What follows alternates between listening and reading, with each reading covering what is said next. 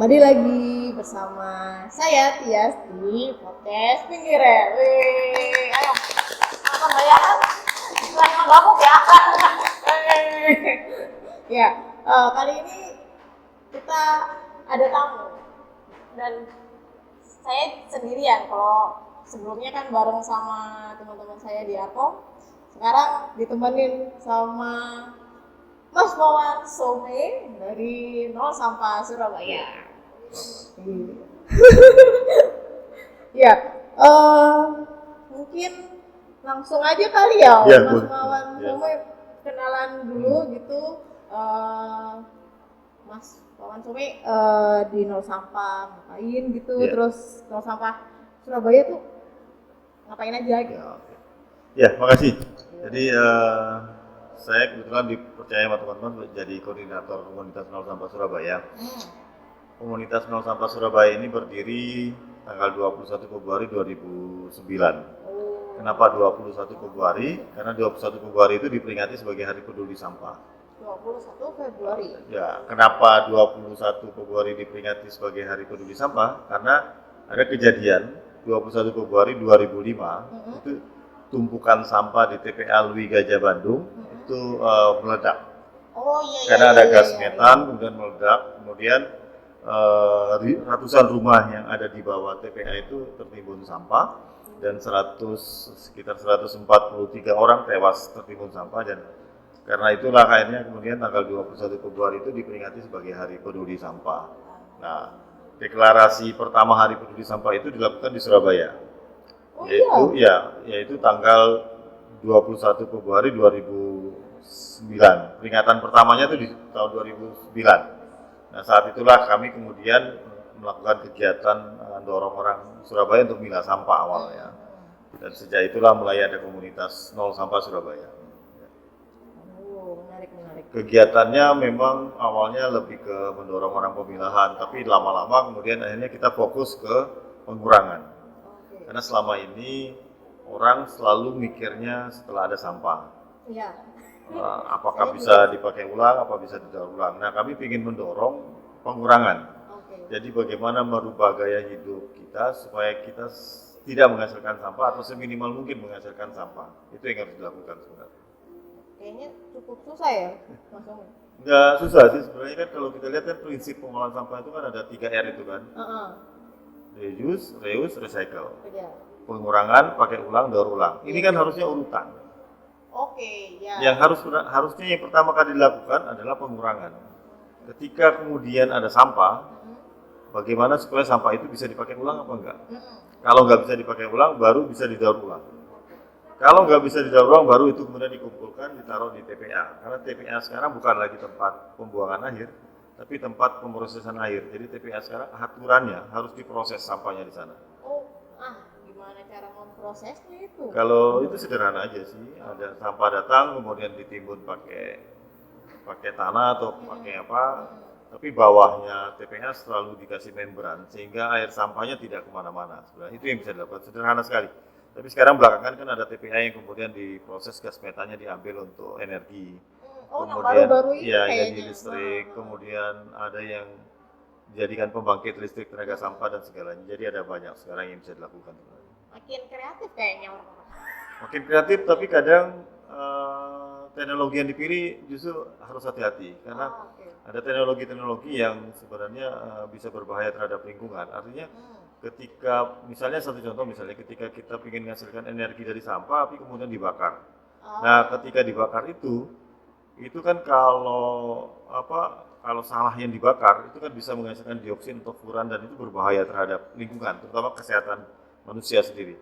Nah, ini yang perlu aturan main, perlu ketegasan, kemudian perlu bagaimana dikontrol yang benar setiap harinya. Tadi saya juga baru dengar itu dioksin dan furan. Nah, makanya kalau sampah yang ketika dia misalnya ada kaca, ada aluminium foil, terus ada jenis plastik vinil yang kayak banner itu. Iya, banner kabel dan segalanya itu kalau dibakar resiko terbentuknya dioksin besar sekali. Dioksin dan furan besar sekali. Nah, salahnya kan kita ini nggak ada pemisahan di Indonesia. Nggak ada pemisahan sampah di Indonesia. Jadi apa-apa dimasukin. Nah yang belakangan makin parah lagi sekarang ada yang namanya RDF. Apa tuh? Jadi bahan bakar jadi sampah ini kemudian dijadikan bahan Oh, kayak bakar. briket gitu Iya kan? kayak briket, tapi kayak juga ada yang nggak jadi briket tapi langsung masukin ke pabrik semen untuk pembakaran semen. Oh, Ada juga, nah yang parah kalau mungkin di semen mungkin nggak ada masalah. Pabrik semen mungkin nggak ada masalah karena suhunya tinggi. Suhu di atas 600 memang peluang terbentuknya dioksin kecil.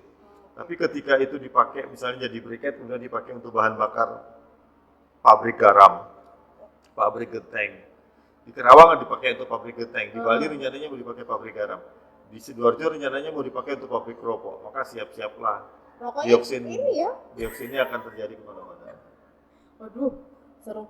Kalau misalnya terkontaminasi dioksin itu memang Risikonya kena kanker. Ada aturan mainnya. Kita mungkin masih ingat perang Vietnam dan perang-perang dunia kedua. Itu kan dari bom-bom itu ada dioksin-dioksin yang dilepas dan itu kan cacat. Jadi ketika bukan hanya kanker, tapi resiko janinnya cacat, turunannya jadi mutan di turunan itu dampaknya bisa sampai seperti itu. menarik sekali. Ya, memang kayaknya kesini tuh banyak orang juga yang lebih mudah kena kanker ya. Dulu zaman itu kayaknya kanker cuma kayak keturunan gitu. Salah satunya itu, tapi dugaan yang terbesar salah satunya adalah pemakaian plastik yang salah. Oh, oke. Jadi ternyata ada plastik-plastik tertentu yang tidak bisa jadi kalau kita melihat ada kode segitiga kemudian ada angka di belakang, itu adalah jenis plastik yang kemudian dari situ kita bisa tahu mana yang memang boleh untuk kemasan makanan tidak. Nah, angkanya bisa 1 sampai 3. Angka satunya sampai 7, angka 1 sampai 7. Kalau 1 itu biasanya jadi jenis air kemasan. Boleh untuk kemasan makan minum, tapi rekomendasinya sekali pakai.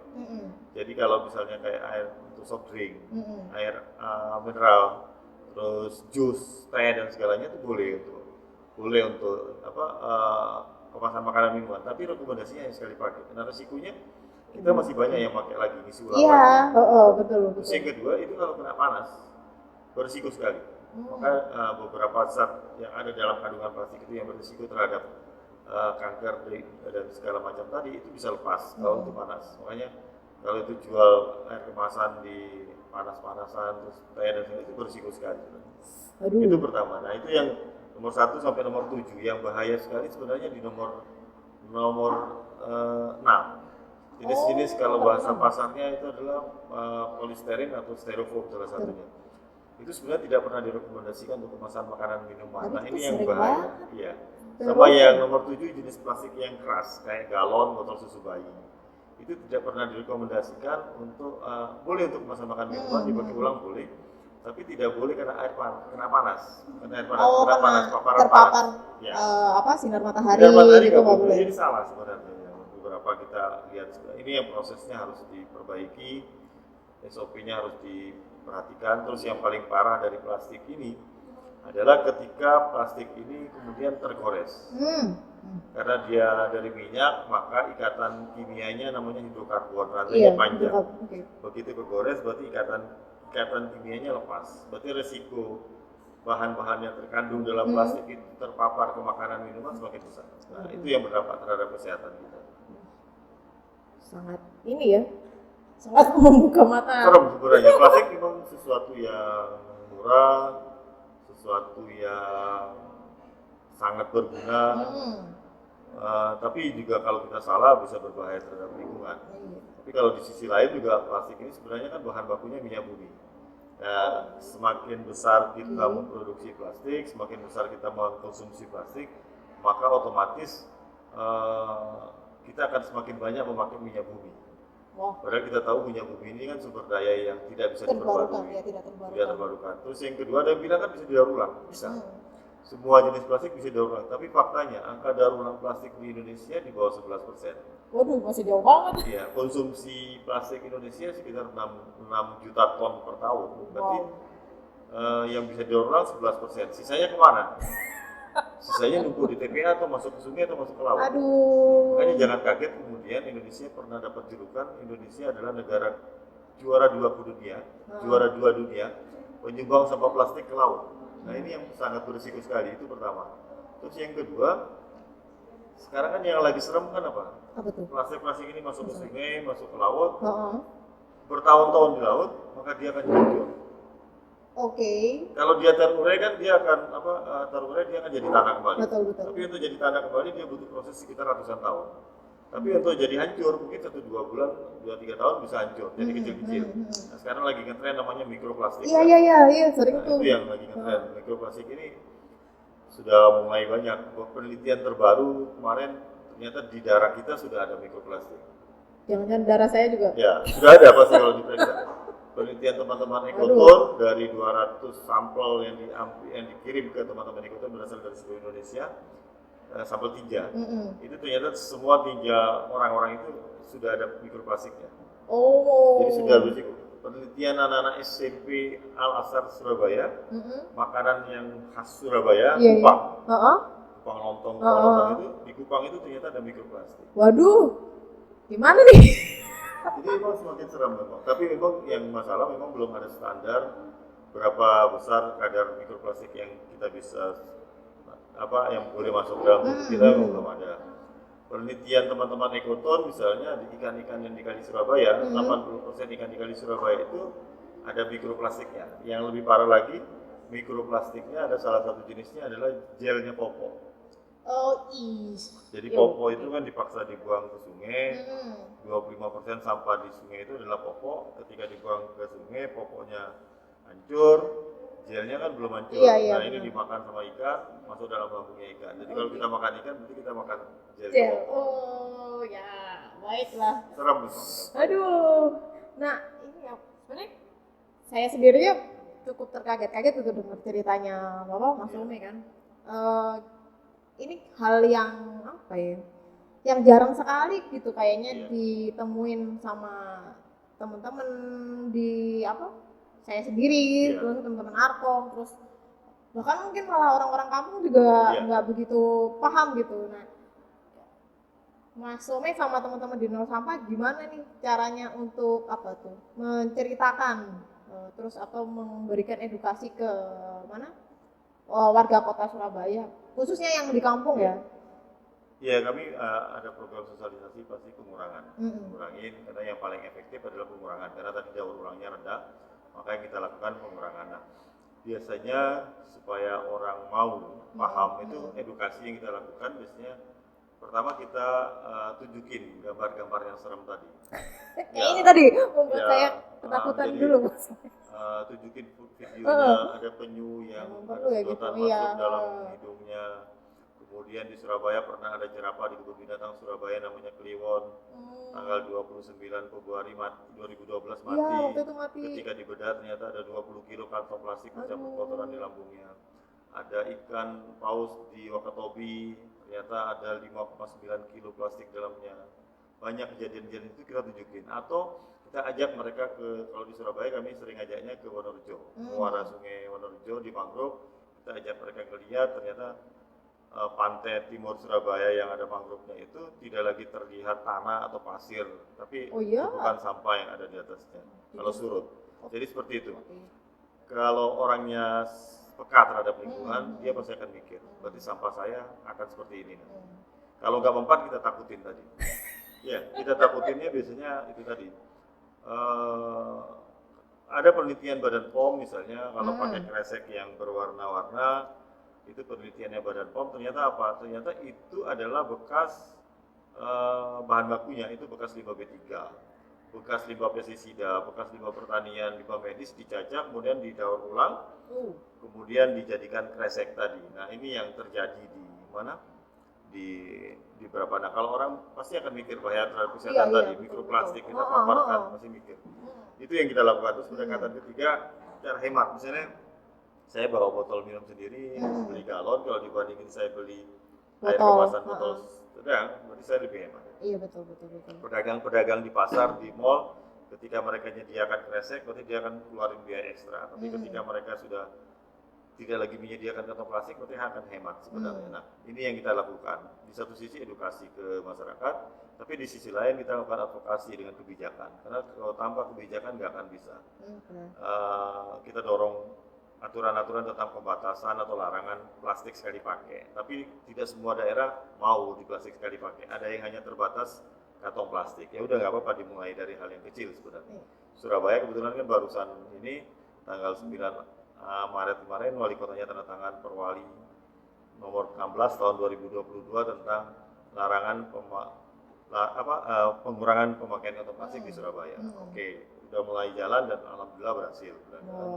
Memang itu yang harus dilakukan. Iya, tapi harusnya. Surabaya itu kota ke-76 yang punya peraturan. Sudah banyak, tapi tidak semuanya menjalankan. Ini yang jadi masalah. Karena yang saya tahu cuma kayaknya di Bali. Di Bali, Jakarta, Bogor sudah. Masa Jakarta juga? Jakarta sudah. Jakarta malah lebih serem. Jadi kalau toko-toko yang menyediakan kantong plastik itu akan kena denda 5 juta. Kalau dia ngelanggar, dendanya bisa sampai 25 juta. Bogor sudah jalan lebih awal, Bali sudah awal, tapi yang pertama dulu mana Bandung, cuman aplikasinya yang berat. Kemudian yang pertama kali berhasil sukses itu Banjarmasin. Ketika Banjarmasin sudah jalan 4-5 tahun yang lalu, kemudian kota-kota di sekitarnya, kabupaten sekitarnya mulai Banjarbaru sudah mulai ikut-ikutan sekarang. Di Kalimantan Selatan sudah mulai banyak, Balikpapan sudah mulai, Ambon sudah mulai. Jadi sudah banyak sebenarnya daerah melakukan itu. Jadi Surabaya kemarin itu 7 kota kabupaten ke-76. 2 provinsi yang sudah itu Bali dan Jakarta. Banyak. Ternyata banyak ya. Mungkin teman-teman yang nonton ini banyak, tapi banyak yang nggak berani ngaplikasi. Tapi kami terus advokasi sampai sekarang melalui asosiasi bupati dan asosiasi wali kota, pemerintah kota dan pemerintah kabupaten, mendorong mereka untuk mengajak mereka untuk melakukan bagaimana monitoring, bagaimana pemantauan, bagaimana pelaksanaannya ini.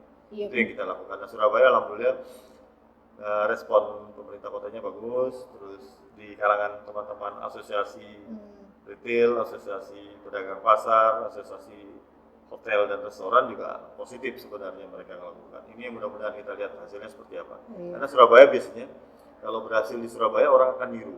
Iya, orang kayaknya kenal ya. Iya. Surabaya. Ya, Surabaya berhasil orang akan datang dan niru. Ini sudah mulai ketular kemarin. Begitu diketok kemarin saya dikontak oleh teman-teman dari Jombang. Jombang akan mulai menyusun peraturan bupatinya. Oke, kita mulai dan kami ngarahkan yang benar-benar terarah gitu. Ini yang penting sebenarnya karena kalau nggak gitu nanti hanya ada peraturan tapi nggak pernah dilaksanakan. Iya. Itu yang banyak. Jadi peraturan tertulis. Iya. Itu ya memang susah gampang gitu ya Mas Ome ya karena ini lifestyle kebiasaan gitu. Tapi sebenarnya sudah yang menarik sebenarnya di kota-kota besar terutama sudah mulai gaya-gaya hidupnya sudah mulai sebenarnya. Iya, sebenarnya mulai bergeser ya.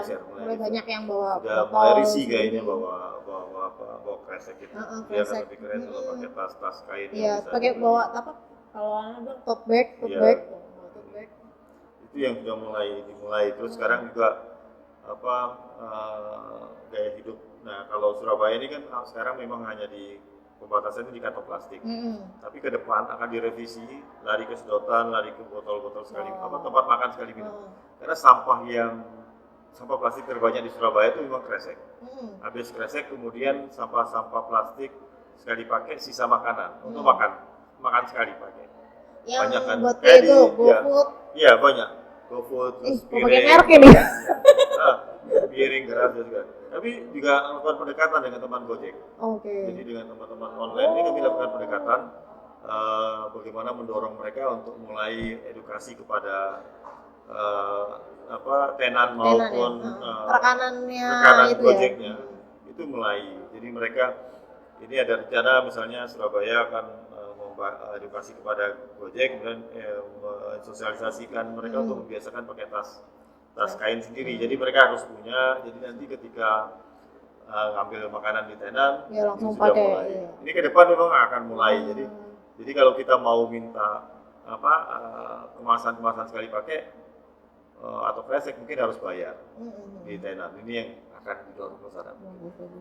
Kalau ini Mas Ome, untuk warga kampung sendiri gimana sih sebenarnya teman-teman mau sampah memberikan wawasan gitu soal ini gitu. Memang tadi harus pakai gambar kalau orang kampung, video, gambar dan segalanya menarik. Mereka ajak nonton baru mereka edukasi. Tapi sebenarnya kalau menurut kami ada satu yang bisa dilakukan adalah cari tokoh-tokoh yang sentral di kampung itu, kemudian edukasi fokus kita ke dia. Ketika dia sudah berhasil, maka nanti akan gampang untuk masuknya, karena kadang bahasa kita sebagai orang luar itu kadang terlalu tinggi untuk mereka. Tapi ketika bahasa itu dilakukan oleh warga, itu bisa jadi lebih nyaman, lebih gampang masuknya. Mungkin itu yang bisa dilakukan. Kalau nol sampah ada mungkin bisa cerita gitu, Mas Umi, bersama nol sampah itu masuk ke kampung mana yang mungkin menceritakan juga, bisa cerita bukan kesan ya, pengalaman itu memberikan wawasan ke warga kampung gitu. Kita masuk biasanya beberapa kampung di Surabaya, misalnya ada satu dulu sempat di Kara, kampung Kara, jalan bagus, mereka kita masuk, kemudian habis itu ada di Mendoan Semampir, kemudian ada di Gunung Anyar, kemudian ada di Sambi Kerep. Jadi ada ada perumahan, ada model perumahan kelas menengah, ada model perumahan bawah yang kayak di Sambi Kerep, tapi ada juga yang model-model kampung misalnya. Itu yang kita coba masuk, yang kayak Kara, model kampung. Kita coba masuk. Nah, kuncinya memang kunci semuanya ada teman-teman dari community organizer dari Nol Sampah yang kemudian masuk, kemudian mengidentifikasi, melakukan pemetaan sosial di situ, siapa tokoh-tokohnya, kemudian kita coba kaji masuknya lewat mana, siapa yang dikagumin, masuknya lewat mana. Jadi memang energinya jadi lebih hemat ketika memang, makanya Nol Sampah itu tidak membuka anggota personal. Oh gitu. Kami lebih ingin masuk ke kampung, ingin masuk ke kelompok-kelompok yang sudah ada, ke sekolah misalnya, atau ke kantor. Jadi ini kan mereka orang-orang yang sudah terorganisir. Iya, betul. Tapi masuk di komunitas sepeda, komunitas parkur, komunitas silat dan segalanya. Nah, mereka kan kelompok kampung, sekolah sudah kelompok yang sudah terorganisir. Betul. Nah, kemudian kita masuk ke mereka, kemudian tinggal identifikasi aja, pemetaan sosial aja. Karena kalau mulai lagi ngorganisir ini yang berat.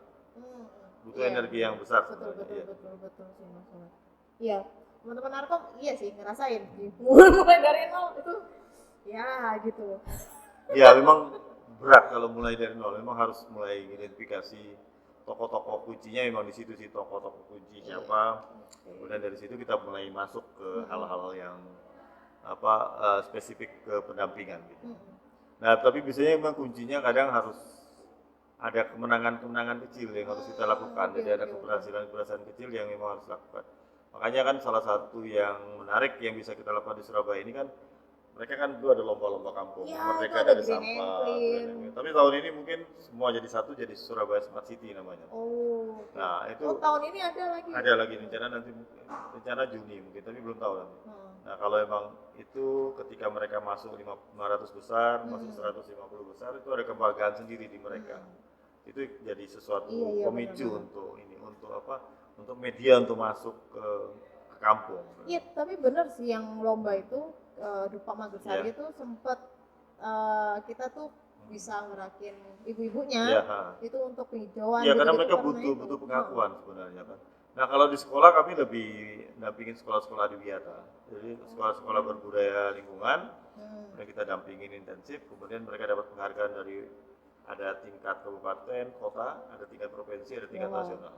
Jadi sebuah kebanggaan di mereka. Bagi kami sebenarnya sebenarnya saya nggak secara pribadi nggak terlalu setuju bahwa sesuatu itu harus ada lomba, ini ya. tapi ternyata itu memang butuh satu media untuk pengakuan dari mereka dan kontrak sosial juga ketika mereka menang, maka otomatis mereka akan menjaga kampungnya, menjaga sekolahnya untuk tetap seperti itu. Itu mungkin dianggap jadi kemenangan kecil tadi ya. Itu yang penting sebenarnya. Nah, ke depan nih ada apa yang mau dilakuin sama Nol Sampah gitu? Iya, ke depan yang pengurangan plastik sudah mulai jalan. Energi kami sudah agak kurang, mungkin akan geser ke kota-kota di sekitar Kaliberantas terutama. Karena sampah. Ya berarti kayak Sidoarjo gitu ya? Ya, bisa Sidoarjo, tapi saat ini kami fokus ke Kabupaten Malang, Kabupaten Blitar, Kabupaten Kediri, mau Jombang. Karena itu kan dasnya kali Surabaya. Iya, benar. Bagaimana ngurangin sampah yang masuk ke kali supaya sampah yang masuk ke laut berkurang, itu pertama. Tapi di beberapa titik kami sudah mulai lagi fokus ke pengurangan sampah makanan. Jadi karena kenapa sampah makanan? Sepele sebenarnya. Sampah makanan ini bisa jadi masalah sampah di Surabaya karena berdasarkan data dari KLHK, 52% sampah di Surabaya itu adalah sampah makanan. Sampah sisa makanan. Semestinya itu bisa diolah dengan sangat mudah dan bisa menghasilkan. Tapi kalau ditumpuk juga bisa berbahaya. Iya. Kalau berlama-lama di tempat sampah, maka tempat sampah itu akan bau. Karena ada sampah makanan, ada proses fermentasi, proses mikroorganisme dan segalanya. Tapi kalau kita tumpuk di TPA, itu menghasilkan gas metan.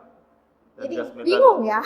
Gas metan itu adalah salah satu gas rumah kaca yang dampaknya 21 kali lebih berbahaya daripada CO2 yang dihasilkan pabrik atau kendaraan bermotor. Wow, ternyata gitu ya. Nah, ini kami sudah mulai mikir mengurangin atau mengolah. Jadi cara nguranginnya gimana? Kalau ngurangin plastik tadi kita bikin gerakan diet plastik sekali pakai, kemudian dorong perda. Nah, kalau yang sampah makanan ini kami dorongnya adalah gerakan makan secukupnya dan habiskan. Kan secukupnya dan habiskan. Iya. Kalau terpaksa harus ngolah dengan maggot sekarang, ngolah dengan jadi kompos dan segalanya di kampung. Jadi tidak harus di TPA, tidak harus di Surabaya, tapi di RT RW kemudian ngolah maggot dengan seperti itu. Nah, itu yang sedang kita fokus lakukan. Karena kalau pengurangan sampah makanan ini juga ada kan kadang butuh supaya mendorong pemerintah ini mau bangga melakukan, kami lagi mendorong beberapa kota di Indonesia untuk tanda tangan namanya Fakta Milan. Apa itu Fakta Milan? Fakta Milan itu adalah kesepakatan atau ada semacam pertemuan wali kota sedunia, kemudian mereka menandatangani Fakta Milan tadi. Itu pasti di Kota Milan. Awalnya di Kota Milan, tapi sekarang pindah-pindah. Tiap tahun ada pindah-pindah. Indonesia yang sudah tanda tangan Fakta Milan itu baru Bandung yang pertama, kemudian Surakarta. Kemudian kemarin terakhir di Semarang, Denpasar sebentar lagi, dan Surabaya kami lagi dorong. Fakta Milan itu ada tiga fokus utama kebijakannya, yaitu pertama adalah mereka punya kebijakan bagaimana membuat sistem pangan mandiri, pangan mandiri di kota itu. Jadi bikin misalnya hidroponik, kebun organik dan segalanya, nanam sayur, nanam apa dan segalanya. Kemudian yang kedua adalah kesehatan pangan. Kesehatan pangan ini penting, kenapa? Karena ternyata masih banyak makanan-makanan yang dijual di sekolah, di kampung itu pakai pewarna. Iya sih. Pakai pengawet dan pakai pemanis dan segala itu kan betul, tidak bagus untuk kesehatan. Iya, benar. Kemarin ada penemuan terakhir makanan yang takjil yang dijual depan Masjid Agung 30% mengandung borak. Aduh. Terus ada temuan di pasar Tambak Rejo. Ditemukan oleh Krisdayanti dengan tim. Krisdayanti anggota DPR tim turun. Ternyata ada yang borak, ada yang formalin di ikan-ikan itu. Jadi sangat berbahaya sebenarnya kan itu. Nah, sepele tapi itu. Terus yang ketiga, pengolahan sampah makanan. Jadi 3 hal ini yang harus dirancang oleh pemerintah kota. Yang tanda tangan Fakta Milan, berarti mereka harus buat rencana aksi daerah, apa yang mereka harus lakukan dengan 3 hal ini. Ini kan sebenarnya jadi hal menarik sebenarnya. Iya, betul. Di satu sisi akan jadi pencitraan bagi wali kota, ya kan? Luar biasa. Baru satu periode nih. Iya, pencitraan bagi wali kota, tapi kan menarik. Tapi di sisi lain sebenarnya dia mengatasi hal. Surabaya sebenarnya sudah melakukan itu, tapi bagaimana itu kemudian dirancang dalam satu rencana aksi yang terdokumentasi dengan baik, itu yang harus dilakukan. Wah, menarik. Saya juga baru tahu ini Fakta Milan. Wah. Ya, ini kita ada keterbatasan waktu gitu. Apa Mas Omik? Mungkin kayaknya ada satu lagi mimpi kami akan bikin namanya Surabaya Recycle Center. Wah. Jadi kami akan menampung sampah plastik terutama dari warga, kemudian ini kita bisa dorong langsung ke pabrik. Kemudian Surabaya sudah punya pengolahan sampah makanan tadi pakai maggot BSF-nya kemudian kita bisa beli, kemudian kita bisa olah lagi jadi maggot kering atau minyak maggot. Minyak maggot sekarang mahal karena proteinnya tinggi, jadi dipakai untuk sabun sepah di Bali itu kalau sepahnya sekarang pakai minyak maggot. Maggot yang kayak ulet itu kan? Iya, proteinnya 40%. Mungkin ini nanti bisa dikasih gambar maggotnya memang. Jadi asik juga. Wah, gila. Banyak banget ya ini. Ya karena keterbatasan waktu nih, kita mungkin kapan-kapan bisa ini ya ngobrol-ngobrol bisa lagi gitu ke kampung. Iya nih kita nih nanti karena ini kampung. baru yang kedua kali, nanti beberapa kali lagi kita akan main mungkin tur gitu boleh. Sip. Ya, terima kasih loh Terima Mas kasih Wawan banyak juga Some. kesempatannya Ya, berbagi. sip. Ya. Nah, ini kita apa namanya? Akan ketemu lagi nih kita untuk ngobrol-ngobrol yang lainnya lagi di podcast Pinggirel selanjutnya. Jangan lupa like, subscribe, dan komen di bawah ya. Share apa aja yang mau diobrolin lagi selanjutnya gitu ya. Ya, terima kasih teman-teman, sampai jumpa lagi.